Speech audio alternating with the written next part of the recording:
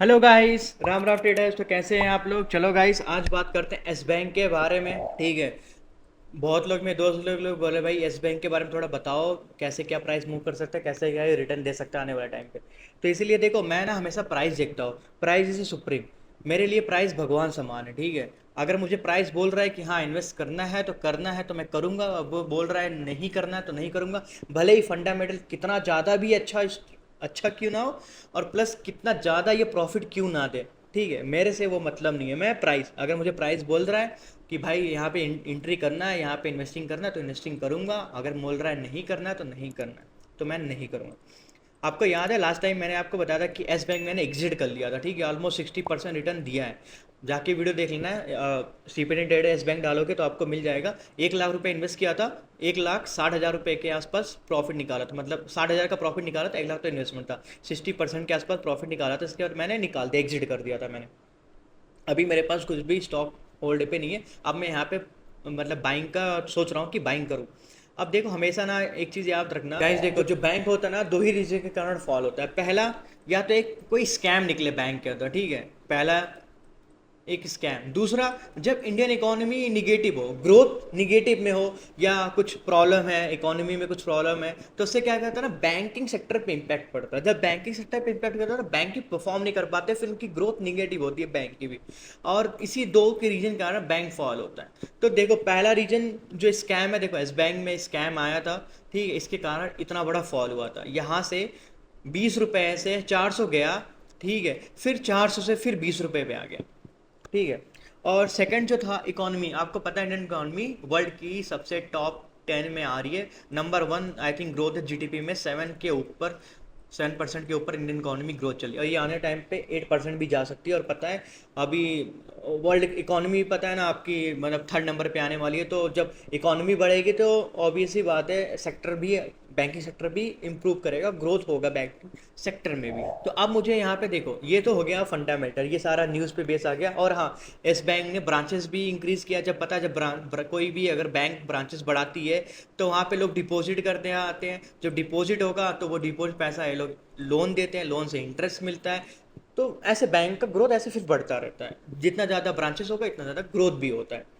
तो मैं आप सीधे प्राइस पे आता हूँ, क्योंकि price is God, price is supreme. तो मुझे प्राइस क्या बोल यार, यह मतलब यहाँ से आप देखना गाइज, 20 से 400 गया। ठीक है, फिर 400 से 20। अब ये मत सोच लेना कि फिर ये 20 से 400 जाएगा, नहीं। इतना आसान नहीं है, इसको कम से कम 5 साल से 10 साल लग जाएगा। क्योंकि अगर 400 जाएगा, आप पता है मल्टी बैगर बन जाएगा। अगर यहाँ से आप 20 रुपये 22 रुपये लेके 400 गया, कितना परसेंट रिटर्न है? 1500% रिटर्न है। मतलब 1 लाख डालो, तो 1 लाख का 15 मतलब 1.5 करोड़। इतना ज़्यादा रिटर्न है। तो इतना पॉसिबिलिटी नहीं है कि जा सकता है, लेकिन बहुत टाइम लग जाएगा, 5 से 10 साल लग जाएगा मोमेंटम। मैं बस 1-2 साल का प्लान कर रहा हूँ, मुझे क्या दिख रहा है। मैं आपको हमेशा बताऊँ, प्राइस एक्शन अगर मुझे यहाँ पे कुछ दिख रहा तो मैं इस बाइंग करूंगा, नहीं दिखेगा तो मैं नहीं बाइंग करूंगा। अब एक चीज़ आप नोटिस करो, ये मंथली कैंडल का चार्ट है। प्राइस अपना बेस बना चुका है। ठीक है, यहाँ से प्राइस एक बेस बना चुका है।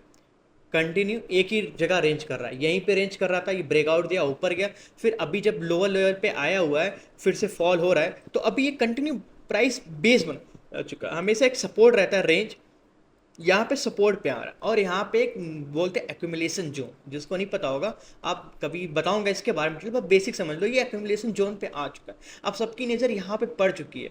अब मैं आपको थोड़ा डेली में दिखाता हूँ, वीकली दिखा देता हूँ एक बार। क्यों मैं बोल रहा हूँ बेस बना चुका है? अब बोलोगे भाई सूरज भाई बेस कैसे बना रहा है? अब देखो, यहाँ पे 2022 का 2020 लास्ट यहाँ पे था 2020, और अभी 2024 चल रहा है। मतलब 4 साल से बस प्राइस एक रेंज में घूम रहा है। आया समझ में?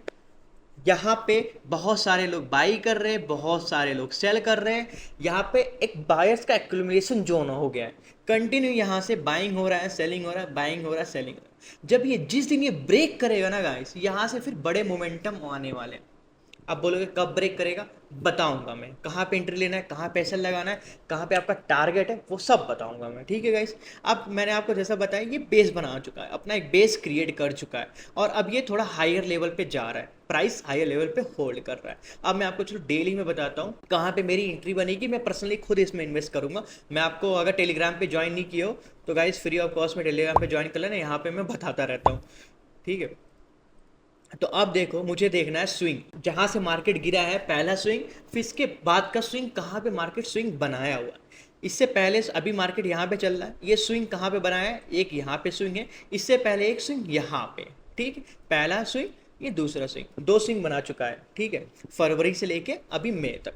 अब अब बोलोगे एंट्री अभी ले सकते हैं क्या, नहीं, अभी एंट्री नहीं लेना है, प्राइस कंफर्मेशन देना है, जब ये मोमेंटम करता है ऊपर से तभी, जब कंफर्मेशन मिलेगा तभी हम एंट्री बनाएंगे।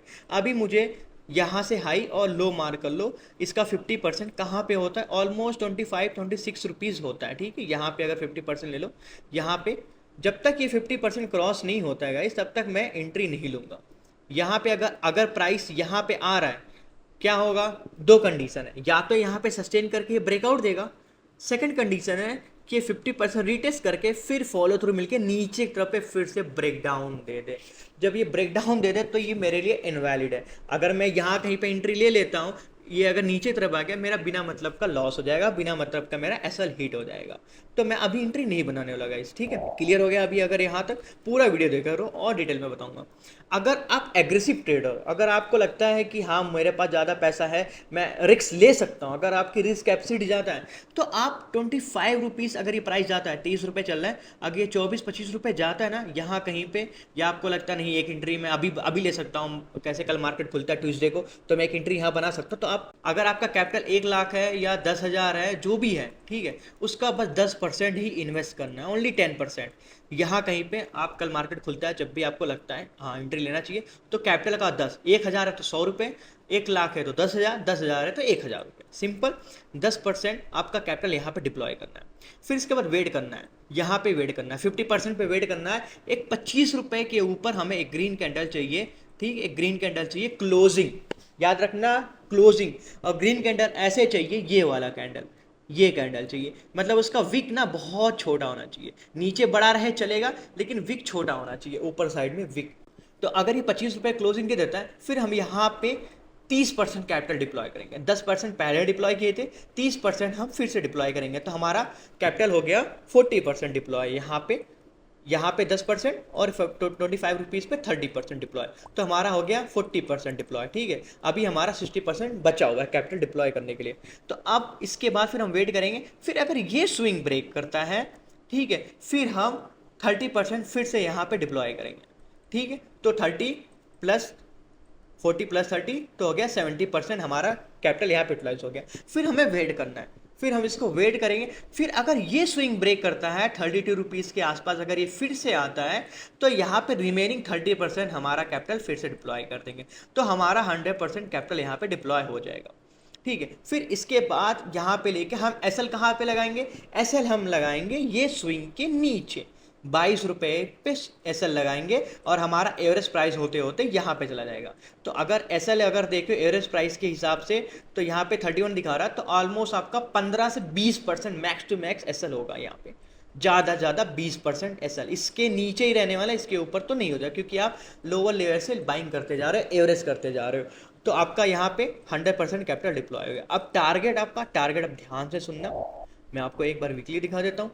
टारगेट हमारा 100 रुपये होने वाला है, ठीक है, जब ये ब्रेक करेगा, क्योंकि यहाँ पे मल्टीपल टाइम रेजिस्टेंस ले चुका है, जब ये 31 ब्रेक करेगा, तो यहाँ से आप अगर ले लो 16 से 32, तो यहाँ से फिर से मोमेंटम करेगा ये सारा स्विंग लगाने के लिए, जहाँ से लास्ट टाइम ये देखो, जहाँ से लास्ट टाइम ये रिजेक्शन लिया था, ये वाला ऑलमोस्ट 80-90 रुपीज़ पे जा रहा है, लेकिन ये ट्राई करेगा, ये जो लास्ट में विग निकाला है ना, ठीक है, ये हाई क्रॉस करने के लिए, हाई ऑलमोस्ट 90 रुपीज़ मारा है, तो ये ट्राई करे 100 रुपीज़ पे आने के लिए मार्केट, तो आपका बाइंग एवरेज प्राइस हो जाएगा ऑलमोस्ट 25 रुपये के आसपास, उसके अगेंस्ट में आपको 100 रुपये मिलने वाला है, ऑलमोस्ट 300 से 400% रिटर्न आपको देने वाला है।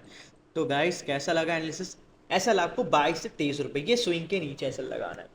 तो गाइस कैसा लगा ये वीडियो, अगर आपको है, मैंने जैसा बताया ना डिप्लॉय वैसा करना, ऐसा ना हो यहाँ पे 100% कैपिटल डिप्लॉय कर दिए, मैं आपको जैसा बताया था, मार्केट फॉल हुआ, पहला पुल बैक दे रहा, और ये फिर फॉलो थ्रू मिल जाए नीचे की तरफ पे, ठीक है, तो आपका ऐसा लीड हो जाएगा।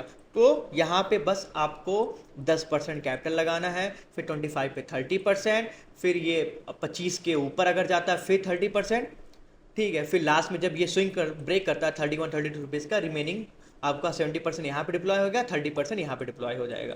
ठीक है, तो आपका 100% कैपिटल यहाँ तक का, आप यहाँ तक जब तक मार्केट पहुँचेगा आपका 100% कैपिटल डिप्लॉय हो जाएगा। फिर टारगेट आपका 100 रुपीज़ कम से कम है। अगर आपके अंदर पेशेंस है तो आप होल्ड कर लोगे और आगे, क्योंकि पता है आपको स्टॉक मार्केट में 3-4 चीज़ें बहुत ज़्यादा इंपॉर्टेंट, एक पेशेंस है, फिर इसके बाद मनी मैनेजमेंट है, रिस्क टू रिवॉर्ड और साइकोलॉजी। अगर ये 4 चीज़ आपका स्ट्रांग रहा तो पैसा आप बना लोगे। ठीक है, तो होप गाइस आपको पसंद आया होगा, तो पसंद आया तो चैनल को लाइक करना बिल्कुल ना भूलें, सब्सक्राइब करो और बताओ कुछ डाउट है, कोई स्टॉक के रिलेटेड डाउट है तो कमेंट जरूर करना। Thank you so much, as always Ram Ram traders.